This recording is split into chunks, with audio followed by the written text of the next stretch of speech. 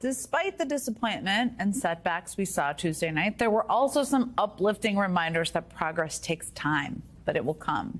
Even in the most unexpected places, even in a state like Oklahoma, where every single county went red, and even in a city like Tulsa, which was the site of one of the most vicious racially motivated attacks in U.S. history. 103 years ago, a violent and heavily armed mob of white residents stormed into the black neighborhood of Greenwood and carried out what is now known as the Tulsa Race Massacre. Greenwood had been a thriving community of prosperous black-owned businesses, so much so that it was known as America's Black Wall Street. It was a testament to the progress made by black Americans after the Civil War. But it was all erased on the night of May 31st, 1921. The lynch mob, motivated by their resentment and incited by a lie, burned the businesses to the ground, destroyed hundreds of homes, and virtually leveled 35 square blocks. Most experts and historians believe the full extent of what happened is still unknown. But as many as 300 people are believed, and as many as 300 people are believed to have been killed, which is obviously a big part of the tragedy. It also left a void in generational wealth that reverberates today. And while it can never be made right, never, we were reminded this week that things can get better. Because this week, the city of Tulsa elected its first ever black mayor, State Representative Monroe Nichols. And on Tuesday night, he delivered his victory speech while standing inside the very building erected to honor the legacy of Greenwood. A victory alone does not guarantee that our challenges are behind us, but it does provide us with the greatest gift we could ever ask for, the opportunity to move beyond them. The opportunity not to be defined by our past, but together to build a brighter future. To build a brighter future. I think a lot of people need to hear that right now. And that moment inside the Greenwood Cultural Center was a reminder I think many of us need, that progress can be frustratingly slow, but that doesn't mean it's not possible. Joining me now is Tulsa's mayor-elect, State Representative Monroe Nichols. It's great to see you. First, I just have to ask, obviously, there's a lot of historical significance to your win. I tried to do it justice there. Tell me if I missed anything. But how are you absorbing the win in this moment? You know, first of all, thank you for, allowing me to come on today. It's a really exciting time in Tulsa.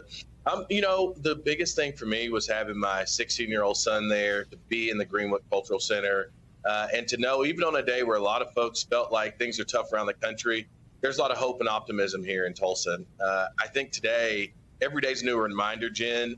When I get off this interview, I'm actually going to celebrate the 110th birthday of Mother Randall, who was one of the last two remaining survivors.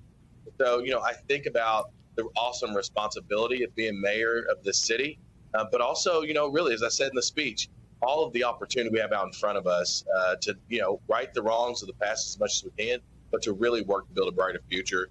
You know, it's a great day in Tulsa, but we got our work cut out for it, though.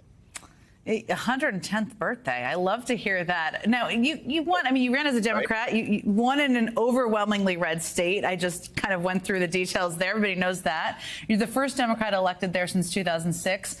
Why do you think you were able to break through during an incredibly difficult cycle for Democrats across the country? Yeah, you know, I think it's because we talked about issues from start to finish. And, you know, I think this is a lesson that we need to learn in the Democratic Party. We have got to center people. And I think we're also starting to learn about cities. Cities are the place of great innovation about how we solve some of these big problems across the country. Everything, I heard you talk about housing, homelessness, public safety, education. Cities are the place where all these issues just hit all in one area where we all have to figure out how to do it together. And I think this is a good sign that issue-based campaigns can work, even if, you know, you're also trying to make history with trying to transcend race and partisanship. If you center people and you're not afraid to go in places where people say you shouldn't go, you can make some amazing progress. That's the lesson that we learned in 2024.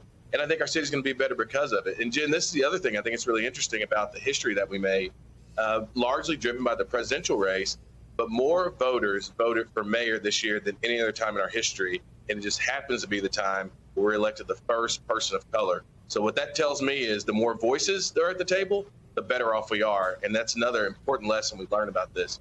We can make history and we do it together. More voices were heard. We elected our first black mayor of the city. And now it's time to channel that and do really great things for this community. Yeah, no, more voices is definitely part of the road to progress, unquestionably, and you're a part of that. We played part of your victory speech. I watched it also, and you talked in there about bipartisanship, which I think a lot of people hear, and then they hear, is it really possible to do that and make progress? And you alluded to voters feeling like they didn't have a candidate who represented them. And that can mean a lot of things. And especially in this moment, as everyone's reflecting, what do you think it means? What does it mean to you? I mean, I think it means there's a lot. The reality is a lot of people don't feel like anybody's talking to them. And they think that everything sounds the same. I think it doesn't matter. I think a lot of people don't show up to vote, not because they don't think their individual vote matters, but because oftentimes they don't believe that even if their preferred candidate wins, their life is not going to change. And so that means it's incumbent on us to show people how their life is changing. I saw just before when you were talking about the numbers on the economy is different than what people feel, right? We got to make sure we're reaching out to people and helping them understand the difference that it's making. Progress takes time. You know, turning the economy around takes time, but we have to constantly go back to folks and engage them on the things that we're doing. To understand at the end of the day, we're doing this together, right? And give people some agency. I think that's what this election started to do. But when I was referring to those folks who felt disenfranchised, I was thinking about the folks who are like, man, you know what? I would like for this person to win, but whoever wins, my life is not going to change. We have to go out and prove to people that we can change their lives and improve their situation. And that starts with doing it with them, not to them. Yeah, that is such an important engagement, meeting people where they are. It's such an important part. I know your focus is understandably on the future of Tulsa. You have a lot ahead of you. It's so exciting. There's obviously a lot of soul searching happening within the Democratic Party right now, which I think is an important thing. If party leaders came to Tulsa or they called you and asked you for your advice, what would you tell them? I would tell them that we have to get out of this frame that only a couple states matter, right?